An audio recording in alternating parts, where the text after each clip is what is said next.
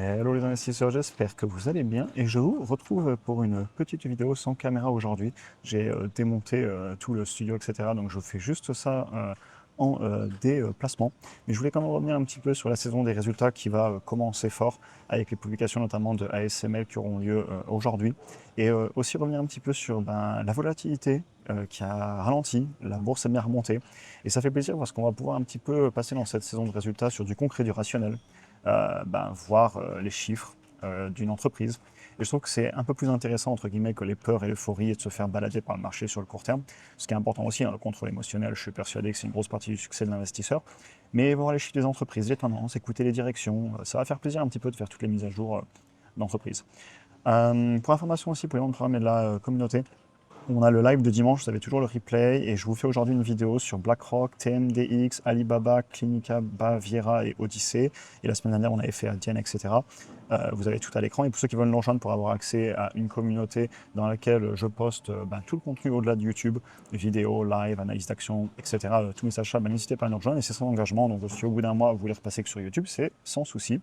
Et évidemment, il s'agit donc d'un conseil en investissement. Et donc, dans cette vidéo, on va regarder rapidement les marchés et aussi je parlerai de ASML, qu'est-ce que je fais avec ma position, etc. Tout d'abord, enfin un petit peu de concret et de rationnel. C'est parti pour la saison des résultats pour le premier trimestre 2026. Ça fait plaisir. On attaque avec ASML, JP Morgan, Taiwan Semiconductor, donc pas mal de publications importantes cette semaine. BlackRock aussi, qu'on va faire tout à l'heure en vidéo. La volatilité se calme pour notre début de saison des résultats, ça fait plaisir parce qu'on va se concentrer, comme je disais, sur l'essentiel. Vous avez un Fear and Greed Index, on est pratiquement revenu à 50, on est à 47, alors qu'on était en peur, il y a encore très peu, mais en peur extrême. Ça fait quand même 3 fois en un an qu'on touche la peur extrême. Donc voilà. Au niveau des indices, vous regardez ici, très belle remontée du S&P 500 quand même.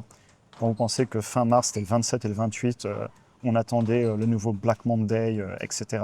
Je vous ai écrit ici les peurs, vous savez que je les ai écrits dans le temps pour qu'on s'en souvienne. Détroit fermé, aéroport fermé, géopolitique au Moyen-Orient, Black Monday arrive, etc., etc. Et depuis, on est remonté à plus 10%. Très content d'avoir acheté la baisse et pas vendu. Bravo à tous d'avoir tenu. Et j'en parle simplement parce que c'est important émotionnellement de se rendre compte de ce qu'on a traversé et de s'en souvenir. Et pareil, si vous prenez le sentiment survey, on était plutôt dans l'euphorie sur les particuliers en janvier, on est passé sur de la peur là sur mars clairement, et ensuite on va, à mon avis, et ça c'est une opinion, mais tranquillement revenir vers de l'euphorie. Ça prendra quelques semaines, quelques mois, mais on a l'habitude, l'histoire se répète. Impossible de savoir où on sera en bourse la semaine prochaine. Clairement, je ne peux pas vous dire où on sera dans une semaine, et je pense qu'il y a 2 semaines, personne ne pouvait nous dire qu'on remonterait de 10%. Enfin, on pouvait le dire, mais en avoir une certitude, je pense que c'est une autre histoire. Et je préfère du coup, personnellement, rester investi sur le long terme. Évidemment, attention, ne faites pas dire ce que je n'ai pas dit. Bien sûr, qu'en janvier et février, j'avais remonté mes niveaux de cash, je regarde la macro, je regarde les prix, les valorisations du marché en ce moment. Et quand on est sur des plus hauts, je suis à l'aise à remonter mes niveaux de cash. Et quand on baisse et qu'on corrige, qu'on vient même casser les moyennes mobiles 125, 200 jours, etc. sur le S&P 500, je charge un peu plus, ce qui a été le cas. Et par exemple, vous voyez, je suis content, j'ai pu acheter du Amazon. Là, elle repasse au-delà de mon principe, j'arrête, mais j'en ai acheté assez souvent pendant cette baisse. Donc ça, c'est cool, et je vous en avais parlé sur YouTube, et puis j'ai pu faire d'autres achats, dont on a parlé encore une fois, toutes mes vidéos d'actions, d'analyse, vous avez tout sur la chaîne, j'ai parlé de toutes les entreprises que j'achète ou pas, donc vous aurez toutes les analyses. Maintenant, ça c'est du court terme. Sur le long terme, je suis convaincu, plus j'avance en investissement, que le prix des entreprises reviendront à un multiple de leur capacité à nous générer du cash. Et donc, si les entreprises génèrent de plus en plus de cash, de plus en plus de bénéfices, de plus en plus de free cash flow, de trésorerie disponible, je veux rester investi dans ces entreprises. Content d'avoir pu acheter les actifs à un prix plus bas. Je remercie le marché, l'histoire se répète, et bravo à tous d'avoir passé encore ce moment. Et on verra dans quelques semaines où on sera. Et on sera sur la chaîne YouTube à en parler, comme c'est le cas depuis pas mal d'années maintenant. Aussi bien les longues baisses que les baisses plus rapides, on est là. On passe sur ASML. Très belle entreprise que j'ai en portefeuille. C'est allé très vite cet été.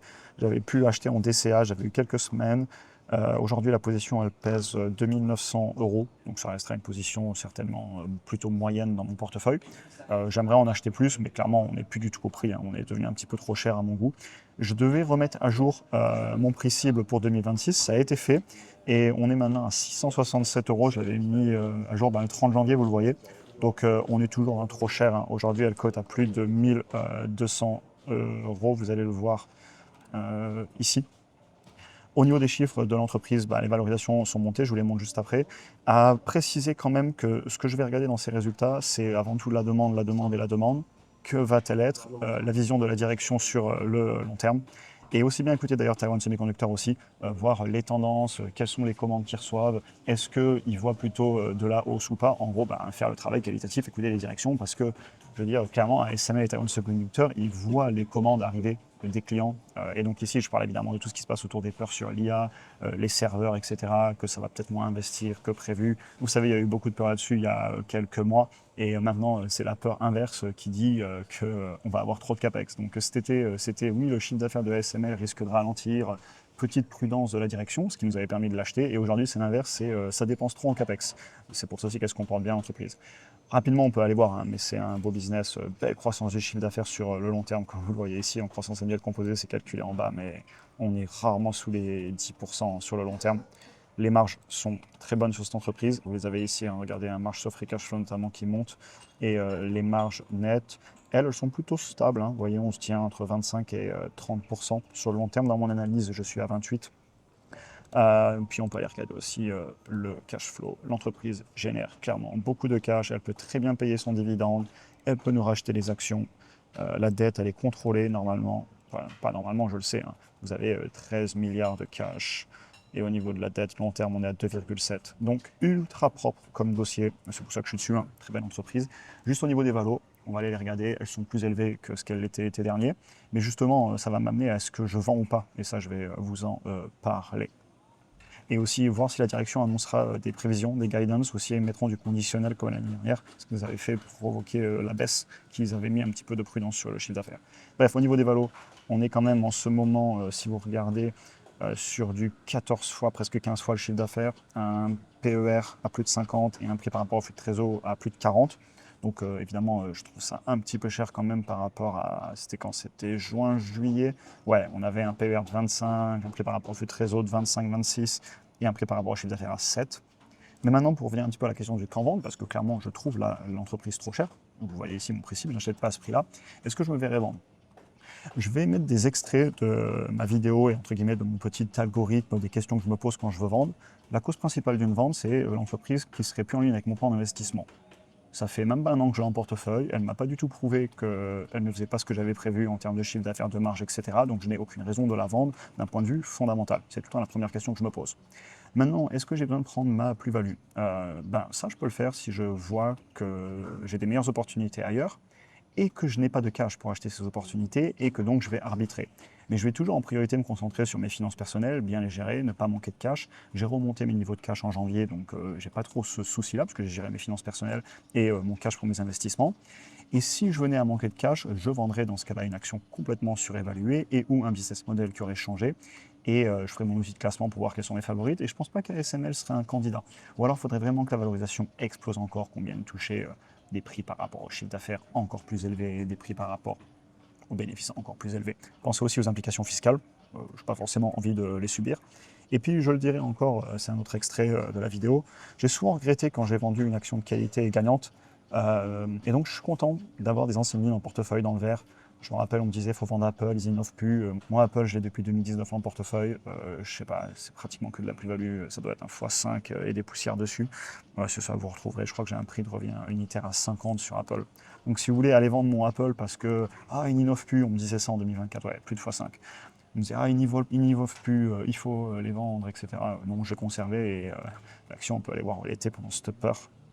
Elle était beaucoup plus bas. Je crois que c'était vers ici qu'on me disait ça. C'était ça, dans les 170. Bref, donc j'ai pas envie de vendre mes actions gagnantes, surtout les actions de qualité. Je vais les laisser faire ce qu'elles ont à faire. Il faudrait vraiment que la valo explose et ou que j'ai plus de cash pour la louer ailleurs et ou que les fondamentaux changent. Donc pour répondre à la question, pour l'instant, je conserve mon ASML et je suis très content de l'avoir en portefeuille. Eh bien écoutez, j'espère que la vidéo vous aura intéressé. Je vous souhaite une excellente journée à tous et à très bientôt pour un prochain épisode. Et on se retrouve certainement prochaine vidéo, la vidéo du week-end samedi ou dimanche. Bonne journée à tous.